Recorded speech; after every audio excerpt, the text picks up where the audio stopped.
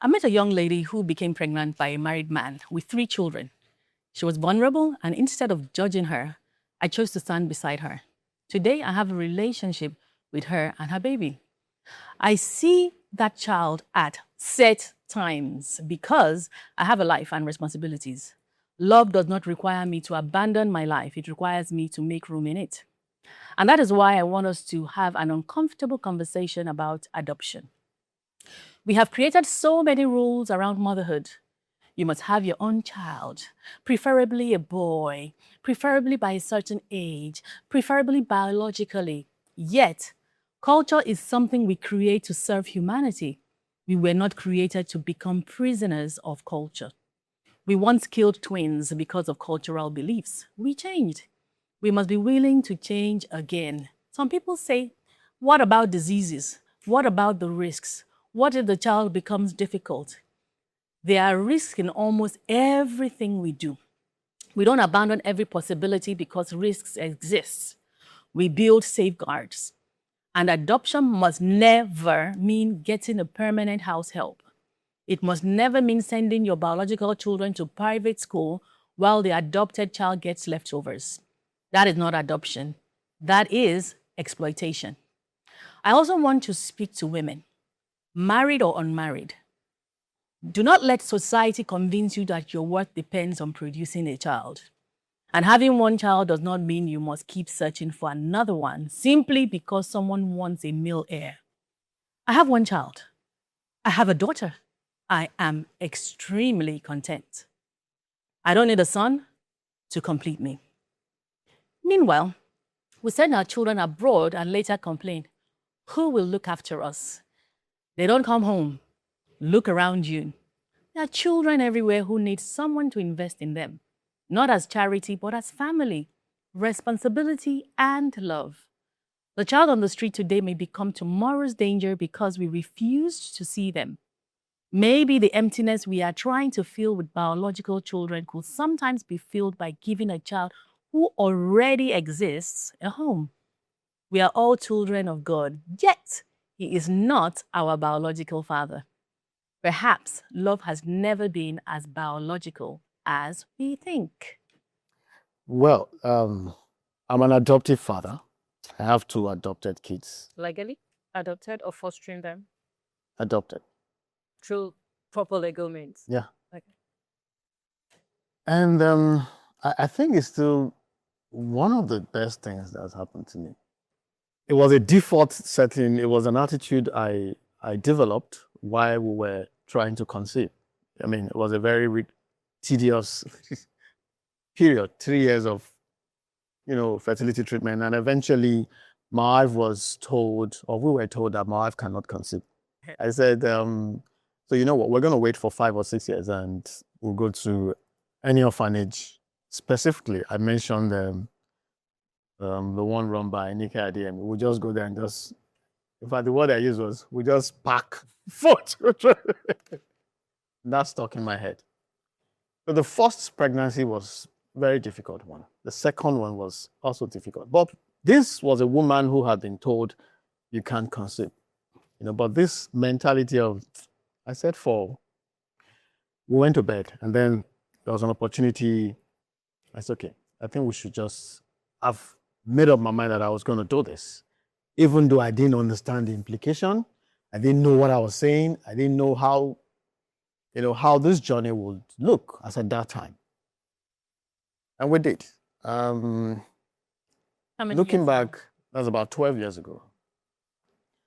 Looking back, and I think I also credit my biological children, the ease with which they integrate. Yes, everybody integrated, blended, and so today, I think it's one of the best things that happened to me, and which is why I have this attitude when people tell me they've been waiting for 18, 19 years. I don't enjoy those stories. Why are you waiting? Why you're waiting to have your biological child? Why don't you try to listen to people who have adopted and see if their stories can persuade and inspire you to adopt? And it is also not saying goodbye to having your biological children. But the pressure that I, in my course of engaging with couples who are trying to conceive, man, that pressure is crazy. And I think you can tone it down through adoption. There's something you didn't mention, and I don't know whether that was intentional, was about surrogacy. I don't know whether you wanted to sidestep that, but it's all in the same frame of the family of this conversation. That women... They will still say you didn't carry it. It's still this culture and society. It's the culture thing, the fact that, okay, did it come out of your own womb or whatever? And that pressure is what leads women to keep doing these circles of IVF that's failing and they keep doing it. But the pressure is so much because of what society has told us is what is expected of a woman. Because they will still judge you if it's cesarean. If it's and we need to start to deal with these things. We had our own challenge as couples. I knew from the point when we got married that my wife could not have a biological birth. I knew it. We both knew it. We knew that every What do you mean by biological birth? she natural couldn't birth. have a natural birth. Delivery. Delivery, the natural delivery. We knew it, and it wasn't like we were, kidding around it. And so from the get-go, we had made plans for how that was going to be. There's nothing wrong with a woman adopted. There's nothing wrong with the family going to surrogacy. Well, let us not demonize it by condemning things that we don't understand better. There's nothing wrong with a woman freezing her eggs. Absolutely nothing. There's nothing wrong with it. So my message is to couples. It's important for people generally. It's important for you to live life on your own terms and define what success means to you and not necessarily what the society expects from you. And even after defining what success means to you, you should be able to focus on the outcome and not the process. Society will tell you, grow up, get a job, get married, have children. Okay, is that what you want for yourself? Do you want to get married? If you don't want to get married, you don't have to do it. Do you want to have, even if you choose to get married, do you want to have children? Because not everybody. Women are coming out to say Yeah. they're not even happy being parents. Even ones who are happy, do they have the capacity? Because being a parent is beyond just being able to procreate. Do you have the mental, physical, financial bandwidth to actually be a parent? So say you've said that, okay, yes, I want to have children. Success to me means having children. Children is what you want, not pregnancy. The outcome is you can adopt, you can do surrogacy. Like there's so many pathways to having this. Don't be too focused on any outcome and put yourself in a position where you are depressed and unhappy over things that you can actually control. But beyond that, back to adoption, there are, beyond the sociological barriers and financial barriers, there is like a major religious barrier to adoption. There are certain religions where adoption is not recognized.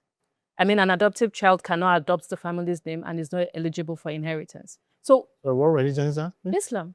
What? Islam does not recognize adoption. You can foster, but you cannot adopt that. And then most importantly, if you can't love a child, irrespective of how they turn out, you shouldn't bother having one. Irrespective of whether they are biological or adopted. If you say, no, how about if they have diseases? If your child have diseases, will you throw it away? I mean, Nigerians are generally judgmental people. Yep. Right? You're seeing a woman who has tried adoption a few times. I remember when I went to Ogun State to adopt, and you go through the ministry. The man right there was telling me, ma, are you sure you have tried everything? Excuse me. Do you really think should be your next thing? Because as I'm looking at you now, you're still young. You know I look young. Also, you're still young. Well, on Zoom, in WhatsApp. Because you're so young, everything he said that day was just triggering. Oh my goodness. We need to train those people behind the desk, adoption desk at the ministries. That's number one. Now, biology is not the highest proof of family. Yeah. Some of the most consequential relationships that we have in our lives were not determined by blood. Right. Absolutely. So we need to understand that, number one. Number two, Number three. Oh, number 3, Raga. Good I job. like that That one. I wonder, like yes, that. your I sheet like was that you full. made Oh, a yeah. distinction, between adoption and exploitation. You could get a child and you begin to give preferential treatment to your own children against that child. So we need to understand that when we say adoption, we don't mean that just go get a child that does the sweeping of the floor while your own is watching. Yeah. 2 questions again come to mind here. Why are we determined to produce children when we have existing children who don't have parents? And they swell by the day. If you go to IDP camps, you will see children without parents there, which brings me to the system. So it's good to talk about adoption, but the Nigerian adoption reality is totally different. Yeah. It is tough Very, to get very. any child adopted in Nigeria of today. Especially Lagos State. Lagos, Ogun, or everywhere, Nigeria's reality. It's easier It's easier in the outside north. because I've tried So it. we Actually, cannot romanticize easier adoption. in I the mean, north. it's beautiful the way you've said it, but the Nigerian reality is grim. We need to bring these things home to people that you don't necessarily have to have your own child. You can adopt, and it is not strange to adopt. You are healthy because we're all adopted children of God. The proof of true love is when it is unconditional and even inconvenient. A child doesn't have to come from you to be the recipient of your love.